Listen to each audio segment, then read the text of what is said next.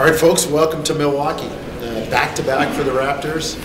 An interesting story. I know that I wrote about it today, and Eric, you and I talked about it. Very comforting to get on the charter flight last night and have the Kobe Bryant of pilots, Murray Garrison, flying the plane. He figures at a lower altitude, it was bumpy everywhere. He got us in here, and the team, Eric and I, since we don't play, about an hour before he figured the Bucks landed. So, hey, every advantage helps, and I don't want to ever hear an NBA player complain about cold and snow in Toronto, because it is brutal here right now in Milwaukee. And it was brutal last night. You know, they were talking about the snowstorm, and when we were leaving the arena, Jonesy, the discussion was that we were going to land in Chicago and then either take a bus from Chicago to Milwaukee last night, which would be about an hour and a half, 2-hour drive, or stay in Chicago for the night, get up this morning, get on buses, and travel on game day via bus to Milwaukee today. Now, as it turns out, the storm has not hit really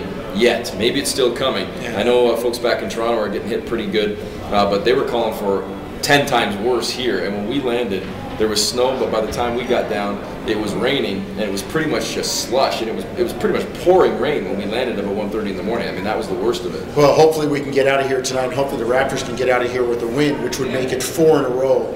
And if they do, it's another impressive win, I would say, on the second night of back-to-back. Let's face it, last night, not a pretty win, but it was their defense that got it done. And Eric, you and I talked about this on the broadcast, the fact that Andrea Bargnani did a terrific job in jumping out on Johnny Flynn, particularly at the end of the game. And, you know, he's done it before. The only difference is Steve Nash, the guy who we had to do it with before, had a whole bunch of tricks in his bag. And right now, Johnny Flynn's bag of tricks isn't that elaborate. Well, and it was nice to see as well, because obviously Bargnani has struggled so far defensively this year, and it's not like he was locking down anybody in stretches last night, but when they needed him, he stepped up in those types of situations a couple of times. And you know, I had a couple of emails today, Jonesy, from folks saying, man, you were a little critical on Johnny Flynn last night, but hey, this is the NBA, man. I know you're a rookie, and I know you're taking your lumps. I got nothing against the guy. I think he's a wonderful And he's going to be a good player. I think he's going to be a very good player. But hey, a minute 29, tied at 85, your team has made the comeback, and you try and throw a behind-the-back 25, 30-foot pass? It was terrible. He cost his team the game last night. And that's a learning experience, and I guarantee you, if that had happened in the middle of the third quarter and Kurt Rambis had somebody else to go to, or you know, probably not giving this kid trial by fire minutes, I'm sure they talked about it after the game, and I'm sure you're not going to see, you'll see a mistake from Johnny Flynn again, but I don't think you're going to see that mistake at that time in the game again from that kid. And speaking of point guards, if you haven't heard already, we both had it on the Twitter last night that Jose Calderon did not travel to Milwaukee, so he's not with the team. He's going to miss a second straight game. Jarrett Jack will start for the second straight night, and word is that Calderon is hoping to be ready by Friday. Jay Triano said on the Fan with the morning show today that he was hoping to have Jose back for the Atlanta game Friday night. So don't start freaking out yet and start talking to me about point guard controversy and everything else. Jarrett Jack had a wonderful ball game, and if you're a Raptor fan, you hope he has just as good, if not better, a game tonight against Brandon Jennings and the Bucks. But let's just keep it real right now, and don't start freaking out about TJ versus Jose. Now it's Jack versus Jose and everything else. Let's just relax.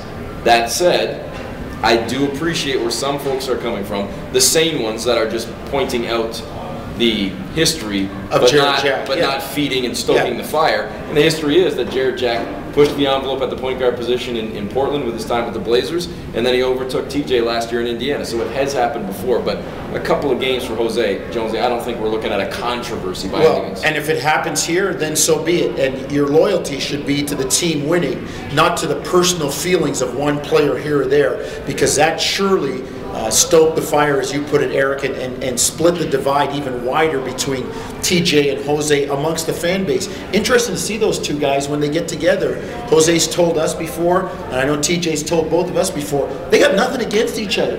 They're good friends, they love to compete, and they were competing for the same spot. But from a personal standpoint, there was no animosity or acrimony whatsoever. So it'll be interesting to see tonight how Jarrett Jack plays against Brandon Jennings, a guy who has much better games at home as opposed to the road. 6 of his 8 20-point games have come at home. He shoots the ball better at home. He's got a 26-point average at home, a 14-point average on the road. So it'll be interesting to see how that plays out. Milwaukee 1-8 in their last 9, Eric, after an 8-3 start.